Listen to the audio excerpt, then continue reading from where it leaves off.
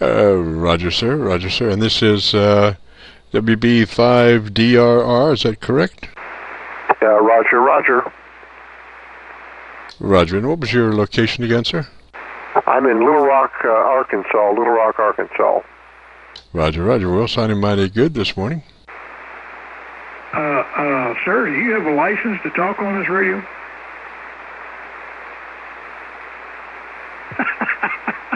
I got to check that. What the hell are you doing? I'm a-doing. How you doing? Man, I've been trying to call you, email you, everything. Hello, gentleman down in Arkansas. I got to aggravate the hell out of him. He's my partner in crime. And, man, it's hard to get a hold of him. Hello to everybody, though. N9Gto, India. Boy, I had to check my frequency.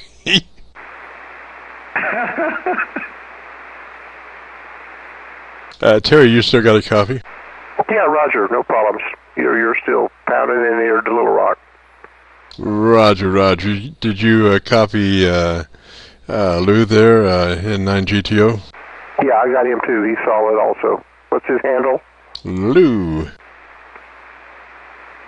Roger, roger. Hello, young man. How are you down there in Little Rock?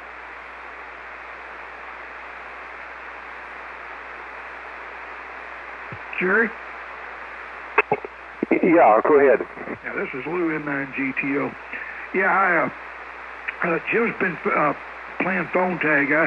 I try to get a hold of him, or he tries to get a hold of me. We're just constantly trying to get a hold of each other, but we never get a hold of each other.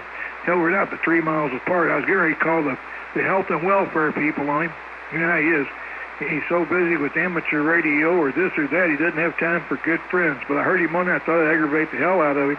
Where are you located down there? And, boy, what are you talking on? Sounds good, N9Gto.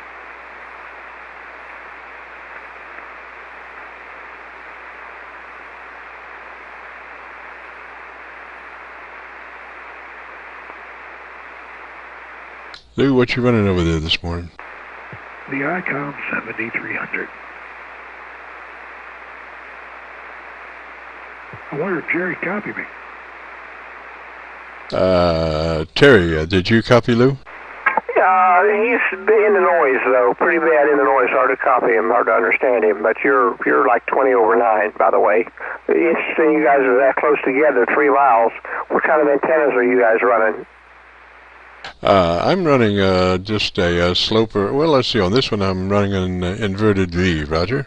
20 watts. That's hold on a minute. Okay, you guys doubled. I don't think he's got his stuff on there, Terry. Okay, Terry, hold on here. I was dummy me hit the wrong one here. Terry, I was only putting out about 20 watts. Is that better right there? Yes, sir. That's a lot better. How much you putting out now? I'm putting out 100 watts, and I'm on a 7300 ICOM. Okay, well now you're S9, 5x9, no problems copying. Go ahead. Right. Yeah. Well, he's running a flamethrower. I know what Jim Ferguson's doing. I'm just running this here. I'm on an 80-meter double bazooka, which is not. I'm not really supposed to be using it for this band here. But I heard Jimmy, and I hit the tuner, and thought, well, I'm going to talk here, okay? I had to go ahead, Jimmy. Y'all get back in there and talk, and then I'm going to use the restroom real quick. I'll be right back. Alrighty, I was wondering when you came in there, you were only running, audio-wise, about a -5, where Terry was a 0 level, and I was wondering what in the world's going on. So that's when I asked you what you was power-wise doing there. So anyway, at least he's on the channel there, Terry. Roger? Yeah, Roger. I've got him now. He's solid. What was your handle again, please? My handle is Jim Juliet India Mike. Jim, Roger? Okay, Roger, Jim. Well, nice talking to you this morning. We've got a really pretty clear day here, about 32 degrees in Little Rock. Yet to have our first snow. I keep wanting to have snow for the kids, but it's just not biting us. You've had a little bit of snow over in Kentucky, haven't you? No, not really. I mean, if so, it was just a flurries, nothing that really sticks, there's nothing on the ground out there right now for sure. Terry, check your frequency one more time. I'm on 7229. I don't know why I'm on 7229. I probably should be on 7230, but I'm on 7229, Roger.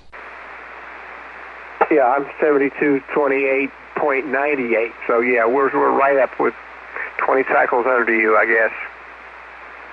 Roger. Is it easier for you to be on even frequencies, like 7230? It doesn't matter. We can certainly run up there. The spectrum of on my receiver here doesn't indicate anybody's above us. Roger. I guess if it's all the same, we'll just stay here. This was a good frequency yesterday. I worked about 7 or 8 QSOs right in a row on this frequency. A couple up in Canada and a couple in New York, and let's see, one just everywhere, you know. Yeah, 40 seems to be pretty good lately. Last night I was surprised how crowded it was yesterday afternoon and early evening. It was really quite busy. What's the longest kind of skip that you've been working? I'm just back into ham radio again. I've been out for 10 years and decided that, I was just semi-retired and thought I'd get back into ham radio. So everything's kind of new to me.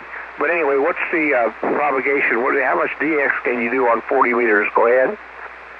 Well, it just depends on the the gods, the wind gods. You know, it was pretty good yesterday. Now today, it looks like it's got a good start. I'm talking to you, and so there you go. That's number one, Roger. Yeah, when the sun rises first in the morning, and the gray line, it does everything for you early in the morning, late at night kind of thing. It's an amazing deal, but. I was going to say that seems to be the. I've talked Croatia, Germany, you name it, hell, on 100 watts. I've talked it. Yeah, well, Roger, understand. That's interesting. On 40 meters, that'd be a walk in the park on 20 meters, but normally 40 meters, I always kind of think of it as being a 300 to 500 mile deal, but obviously. You're right about the gray in the morning and the evening. The atmosphere gets those sun rays, ionize the atmosphere better. But anyway, that's what's going on. I'm running a little Yaesu, or not Yaesu. I do have a Yaesu 1000 actually, but I'm not running it right now. I'm on an ICOM 7261. It's that new little one they brought out. It's only 100 watts, but it runs on 12 volts. But it's I really like the receiver in it, and it's interfaced really well with it. I've got an ACOM amplifier. And then I've actually got a beam. I'm on a sloper right now, and I'm copying you both on the sloper better than I am on the 40-meter beam. So much for a beam at 100 feet when a darn 32 foot off the ground sloper is copying you guys. I guess you're horizontally polarized. Well, it's all horizontal. I'm thinking of my 80-meter vertical. Anyway, I'm going to turn it over to Lou there, N9Gto WB5DRR. Terry-Wb5Drr Lou-N9Gto at KC9VKV. Well, it like I said, it's kind of 20's better, but for sniper and those type of signals.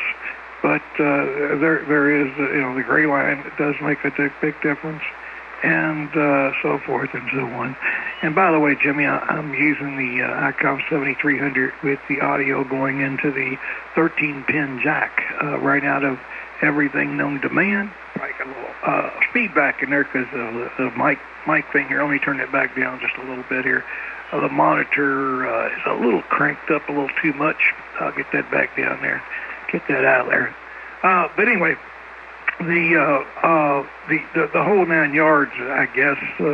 It's amazing how one antenna will outperform another one. It's just like Jimmy says, the angle of the dangle. And where it's coming in at, it's totally amazing how one antenna one day will outperform the other one, next day something totally different. We like playing with antennas ourselves. He's about 3 miles from me, which I'm blessed. I don't have that many compadres around here to do amateur radio fandango style, and me and Jimmy does a whole lot of cutting, splicing, and robbing and thieving at the Hamfest. You name it, we do all kinds of stuff at the Hamfest. I do all the stealing, he does all the carrying, because I carry the cash, and I do the bargaining, and Jimmy does all the carrying. So we have a whole lot of fun. Back over to you, Jimmy. Roger, Lou is the negotiator. He is,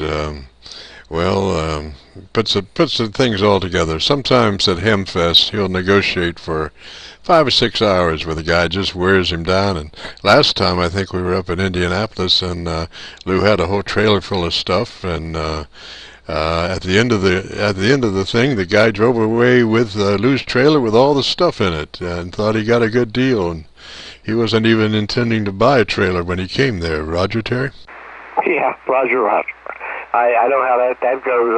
Many times we don't have that many local hamfests that are really worth the effort. But anyway, I always go to Dayton, and I did that for probably 10 years consecutively, and then I kind of got out of the hobby and moved and had some issues. I just wasn't on the air, just wasn't there. But I love to do the Hamfest. I really enjoy working them. What are the next ones that are coming up that you guys are aware of in the Hamfest? Go ahead. What cities? Florida just happened. The big thing down in Florida. Dayton is the big thing for me. We'll try to get Jimmy to go. Actually, Xena, they moved Dayton over. They shut Dayton down. Xena is a little next town over from Dayton, and it's a big and up-and-coming thing now. The whole town is spending a ton of money just to welcome the Hamfest every year. Back to you, Jimmy. Roger. Yeah, I've not been to that one. I've got a brother-in-law that lives kind of in that direction, who is getting transferred to Hawaii, which that sounds interesting. I'll be trying to take a vacation on his dime in Hawaii there, just as soon as he gets out there and gets situated. Anyway, Terry, you're sounding really good back this way. Your audio is just beautiful, Roger. Yeah, thanks. I tend to crowd the microphone, and they tell me sometimes I'm over-modulating, but I'm looking at everything here, and it doesn't look like everything looks good. But anyway, I'm just using a little desktop microphone that I bought separately, but for the ICOM. But I don't know. I used to use those Heil headset combinations, and those work really well for me. But I don't have one that's got the ICOM pins on the end of it, so I'm just going to use this until I go to the next Hamfest and get some stuff. Anyway, I'll turn it back to Lou now at this point. Go ahead, Lou.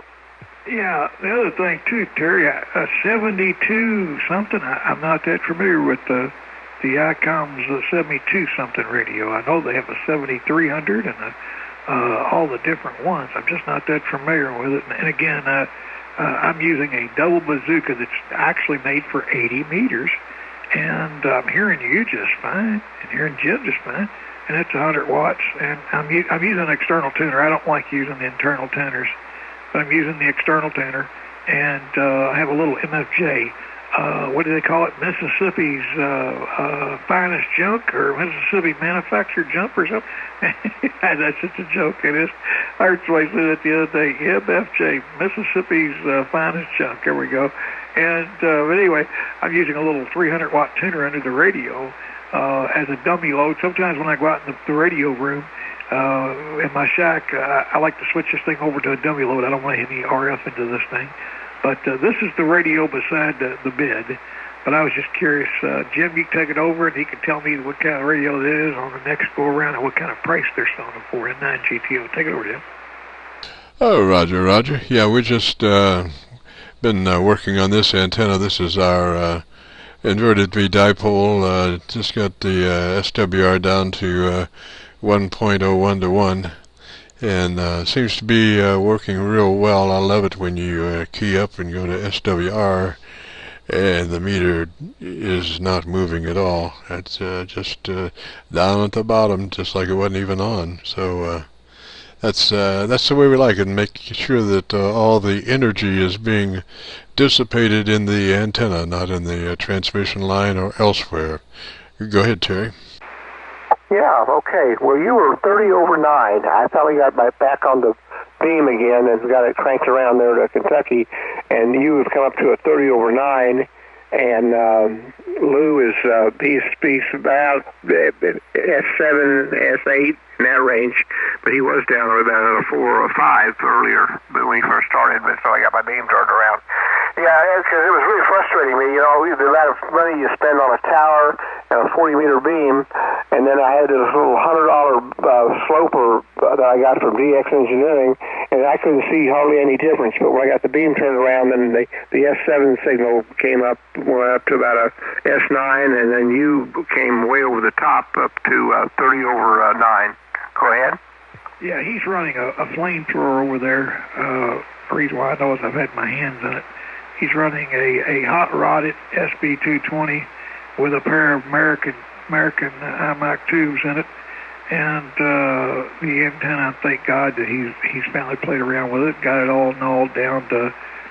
He's got his 80 down to, I think his 40 meters gnawed down to a 1-to-1 also, and it's good. I've got two 40-meter antennas that are. I got one that's a Del Bazooka under the 80, and then I have another one that's a vertical as well, and for 40. Jim had given it to me as commercial broadcast vertical, and I'd added aluminum to it to get it resonant there on 40 meters. But yeah, it is aggravating when you get all the different antennas up there and stuff. Me and Jimmy had been playing around with antennas. I took him to the Hamfest several years ago, and I told Jimmy, I said, watch this. I gave the guy about 10 or 15 bucks for a 1,000-foot roll of copper RG6. And I said, Jimmy, take this home. I told him exactly what to do, the formula to do it with and everything. And he said, well, what am I going to do? I said, you're going to make your own inverted V's. And he said, wait a minute. I said, we're not spending a dime. I said, I done did it. So we had a blast, and that's what he's talking on now. RG6 is his radiating element. Of course, he's got he's got a 50 ohm antenna coax going up there to it. And but at one time he was actually using the RG6, feeding the RG6, and he realized that with that big flamethrower, the damn thing got hotter than a hot noodle. So he said, Lou, I need to upgrade the feed line. So we took care of that. But we have a lot of fun, and like I said, it's always good to have a partner in crime.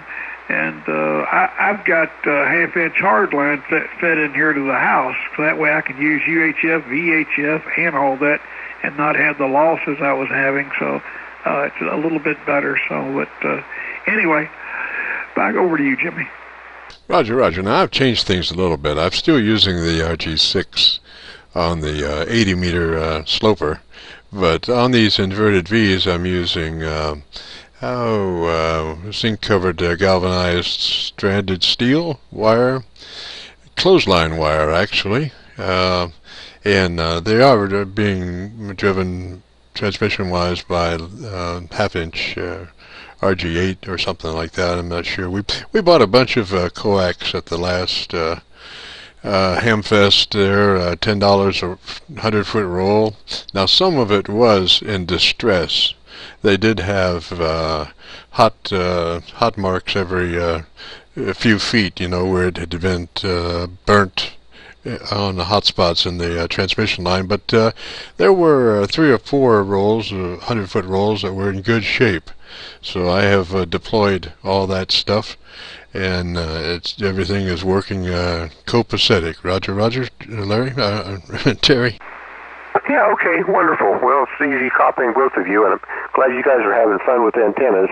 I've got a 80-meter vertical that I've purchased, that I've do concrete work, and I've found a piece of stainless steel pipe to put in the ground. So I don't have to worry about the old steel pipe rusting, but I've got that at least my project for the next 2 weeks is to get that all put out. And I've got 65-foot radials and all the radial nails to put in the ground, and then come back in and put sod over all the radial fields. So I'm hoping that's going to be a great vertical antenna on 80 for me. But I tell you, these antennas, I enjoy it. You pedal around, and it is frustrating when you put up a big old tower and you're not seeing the game. But when I got you guys all tweaked in, there is a significant difference in between using the sloper and the 40-meter beam at 100 feet. Anyway, guys, that's about all I've got. I've got an appointment with a trainer here in a little bit. I'm going to have to get out of here and go try to work out a little bit today. I'm semi-retired, and I try to work out about 3 days a week, and Monday's the first day of the week, workout week for me, so I'm going to probably a couple more go-arounds, and I'll probably have to leave. Anyway, at this point, I'll shoot her back to Lou down there. Go ahead. Good deal. Well, oh, man. You either went through a divorce and got all the money, or you're retired and you're divvying into the retirement to have some fun. You're spending it before you leave it to somebody else, which is a good thing. Me and Jimmy, we more or less decided that we were going to do ham radio on a dime.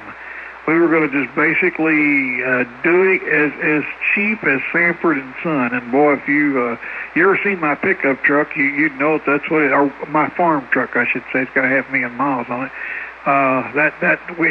But Jim, I'm glad to know that I take it that green stuff, it's got a green film over it, clothesline stuff. It's some kind of a steel aluminumized stuff.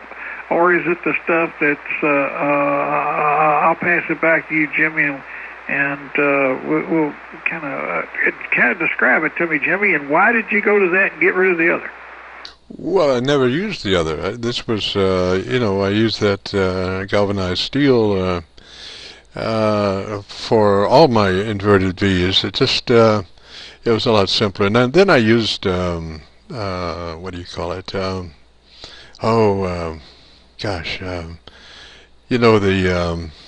split bolts for the connection from the transmission line to the inverted V's. It worked really great, man. And it's the whole power grid in America revolves around split bolts. All the power transformers across the country use split bolts, and guaranteed half-life probably 200 years. So good enough for them, it's good enough for me. And the heck with all that soldering stuff, trying to solder, one thing to the other, and it's just a lot quicker with split bolts, and makes a real good connection. And I'd be surprised if it posed a problem. Not anyway so far. And Terry, just want to let you know that I do have a QSO-VLOG page on YouTube, where we have about 130 QSOs from all kinds of QSO subjects related to amateur radio, and I have been recording a QSO as we have spoken, so we will be posting this one on YouTube probably by tomorrow or the next day. If you go to YouTube and do a call letter search for Kilo Charlie 9 Victor Kilo Victor, that'll bring up the QSO-VLOG page, and right at the top there's one that has 130 QSOs in it, and you'll find our QSO right there towards the top, right under Art Bell. Roger? Yeah, Roger. Well, that's very interesting. Yeah, I'll do that. And go to YouTube, and then the QSO segment of that, I'll have to do that. I haven't really tied the computer world to the amateur radio world yet. I've been looking for some good logging software, but most of it's for Microsoft, and I'm an Apple guy, so I don't know. I'll have to look around, and we're still looking for some good logging software, if either of you know. Anyway, I'll shoot her back to Lou at this point and see what else you've got. Or is it Jimmy's turn? I've forgotten. The logging software, there's different ones. There's M1MM, N1MM. He's got a logging software. He's also got one that turns the antennas. There's just so many different programs out there. You'll just have to find the one that's customized for you and your likes. And again, they've all got different skins, and they do well. They do very well. They compile the data and merge it all into one. So just look around, and I use the one off of QRZ. It's simple for me and easy to use. Back to you, Jimmy, at 9GTO. Roger. So anyway, we'll have that posted tomorrow or the next day. And like I say, all you have to do when you go to YouTube and just do a call letter search, Kilo Charlie 9 Victor Kilo Victor, and that'll bring it up. Roger, Terry? Yeah, Roger. Well, I appreciate the input, gentlemen. I've gotten on the thing and looked at some stuff, but my God, there's, the typical Google thing. There must be 80 different references about logging software, and I'm just overwhelmed. So let me take a look at that one, and I'm pretty much easy to modify. It's a lot easier to modify me to the software than the software to me. so I'm just not a computer guy. But anyway, I think I probably have to get out of here to get down for my little workout shortly. But anyway, I think I'll shoot her back there to you, Lou. Go ahead. Yes, sir. Jimmy, are you still recording? Roger, Roger. Good deal, good deal. Well, like I said, there's so many facets to amateur radio. Everybody likes to do different things. But like he was talking about earlier, I don't know if he hit the wrong switch box, or if and if you would, Terry, tell us in the very beginning, and when I get it around to Jim, were you originally the inverted L was giving you a better signal than the beam itself, or did you just mismanage the operation? Back over you, Jim. I'm sorry, were you giving it to me or to Terry? Go ahead, Terry. Answer that question if you don't mind.